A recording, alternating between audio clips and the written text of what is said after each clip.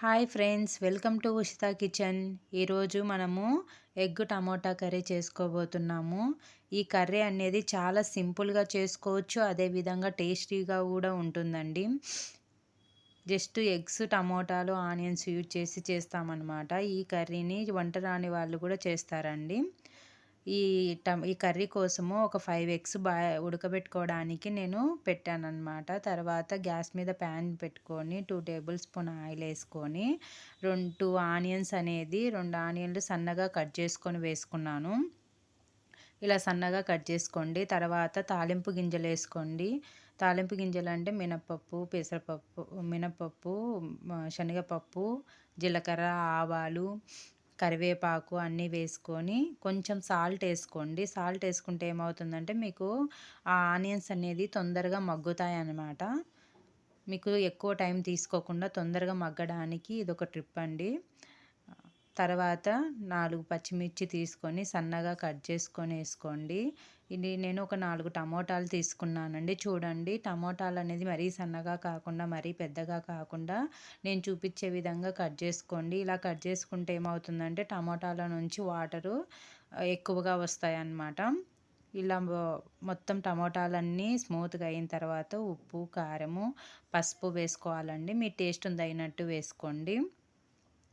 తర్వాత 1/2 table spoon ధనియాల పిండి వేసుకుంటున్నాను అనమాట. మొత్తము ధనియాల పిండి, ఉప్పు, కారము, పసుపు అనేది టమోటాలకు, ఆనియన్స్కి, పచ్చిమిర్చికి కలిసే విధంగా బాగా కలుపుకోండి. సిమ్లో పెట్టుకొని ఇలా మగ్గనిచ్చిన తర్వాత ఆయిల్ ఇలా బయటికి వచ్చిన తర్వాత నేను చూపించే విధంగా ఆయిల్ ఇలా బయటకు వచ్చేటప్పుడు మనం ఆల్రెడీ పెట్టుకున్న ఎగ్స్ ఉన్నాయి కదండి. ఈ ఎగ్స్ అనేది 3 గార్డ్స్ పెట్టుకొని 1 బై 1 అన్ని ఎగ్స్ ఈ కర్రీలో వేసుకోండి.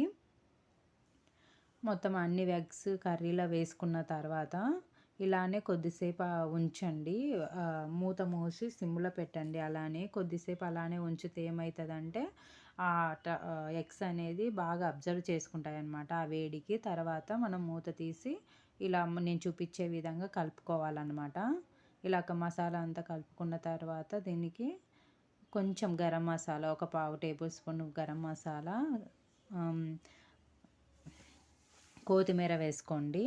ఈ కొత్తిమీర, గరం మసాలా అంతా కలిసే విధంగా కలుపుకొని తర్వాత ఇది కసూరి మేతి వేస్తున్నానండి. కసూరి మేతి అనేది యువర్ ఆప్షనల్ అండి. వేసుకుంటే టేస్ట్ బాగుంటుంది అన్నమాట. సో ఇలా కొద్దిసేపు మగ్గిన తర్వాత కలుపుకుంటే ఇలా టమోటా ఎగ్ కర్రీ రెడీ అయిపోతుందన్నమాట.